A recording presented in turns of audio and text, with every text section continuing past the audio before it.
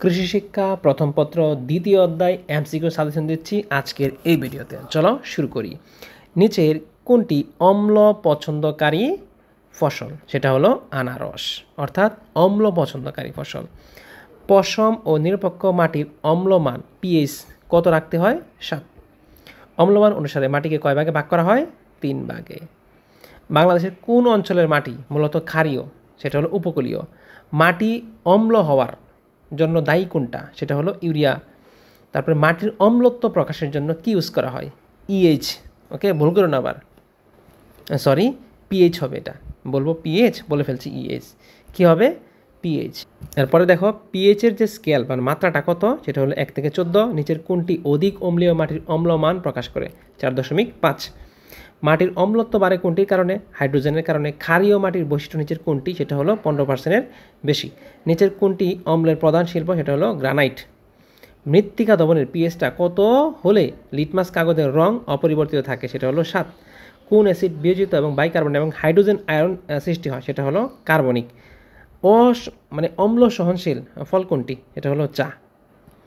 মাটির পিএইচ কত থাকলে গাছ সহজে পুষ্টিমান গ্রহণ করতে পারে? সেটা হলো 6 থেকে 8। ক্ষারীয় মাটিতে ভালো জন্মে কোনটা? 1 ও 2। তারপর অম্ল সহনশীল ফসলের মধ্যে কোনটা রয়েছে? সেটা হলো 2 ও 3। তারপরে একটা উদ্দীপক দেওয়া আছে, উদ্দীপক ভাই তোমার নিজ দায়িত্বে পড়বা, পড়ে সুন্দর করে উত্তর হবে অম্লীয়।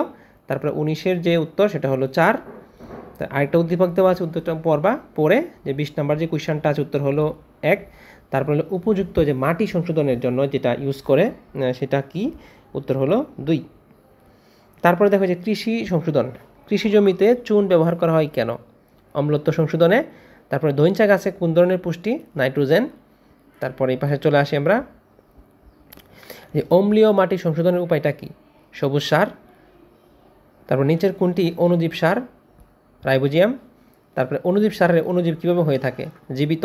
মাটি সংশোধনের নিচের কোনটি জৈব বালাইনাশক? সেটা হলো নিম বিসিডন। এই প্রশ্নটা ভাই তোমরা নিজ দায়িত্বে পড়বা, এগুলা বহুপদী টাইপের যে কোয়েশ্চেনগুলো আছে খুব সুন্দর করে পড়ে নিবা।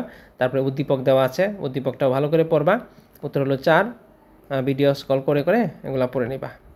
তারপরে যে ভূমিক্ষয় এবং ভূমিরোধ যেটা আছে, ভূমিক্ষয়, ভূমিরোধ, তারপরে ভূমি সংরক্ষণ। এই যে ভূমিক্ষয় এটা কীভাবে হয়ে থাকে? এটা হলো যে ফসল ব্যবস্থাপনা অবলম্বন করে। তারপরে 44-এর হলো 4।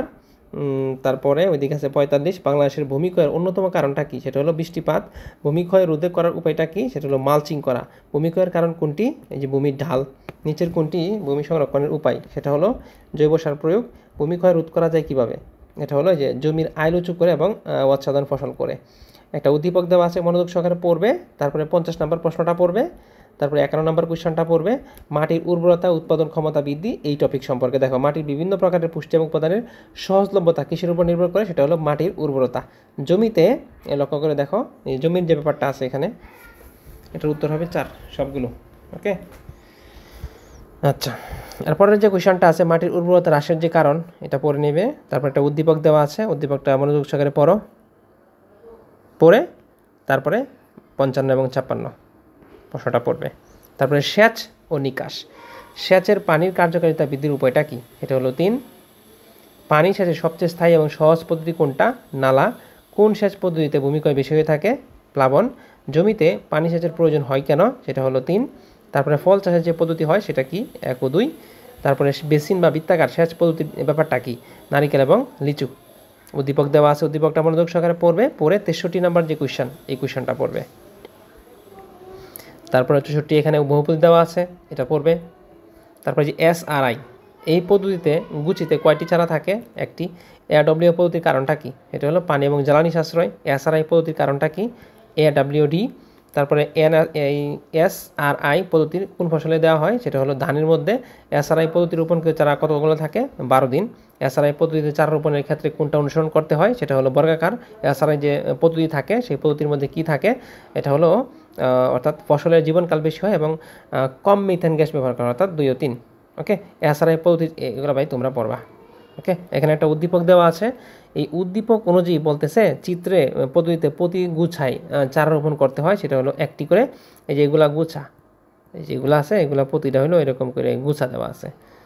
যারা ধান লাগাইতে পারে আচ্ছা, ধান কে কে লাগাইতে পারে আমরা কমেন্টে দেখতে চাই। আমাদের শহরের অঞ্চলের বা গ্রামের অঞ্চলে যারা আছে, ধান কে কে লাগাইতে পারে আমরা কমেন্টে বিরাট পরিমাণ দেখতে চাই যে স্যার আমি ধান লাগাইতে পারি এবং স্যার আমি পারি না। দেখতে চাই যে কারা আসলে জিতে যায়, ধান বেশি লাগাইতে পারে এমন মানুষ কতজন আছে আমাদের চ্যানেলে, অথবা আমাদের পেজে, অথবা আমাদের টিকটক অ্যাকাউন্টে। এখানে যে প্রশ্নগুলো তোমাকে দেখাচ্ছি, এখানের প্রতিটা প্রশ্ন আমরা অলরেডি পড়ে ফেলেছি। এই যে 1 থেকে শুরু করে যে প্রশ্নগুলো তুমি এখন দেখতে পাচ্ছ, এখানের প্রতিটা প্রশ্নই আমরা কম বেশি করে পড়েছি। এখন তোমার কাজ হলো এখানে যে প্রশ্নগুলো আছে, এই প্রতিটা প্রশ্ন কিন্তু আমাদের যে পেজ আছে টিচ মিজান পিডি, যে পেজটা আছে ওই পেজের মধ্যে আমরা আপলোড করব পিডিএফ প্লাস হলো ছবি। তোমরা ওখান থেকে ডাউনলোড দিয়ে জাস্ট করে ফেলতে পারো। ওকে, এখানে তো অনেকগুলো প্রশ্ন আছে, পড়লে মানে অলরেডি কত মিনিট হয়েছে ভিডিওটা, মোটামুটি 6 মিনিটের মতো হয়েছে।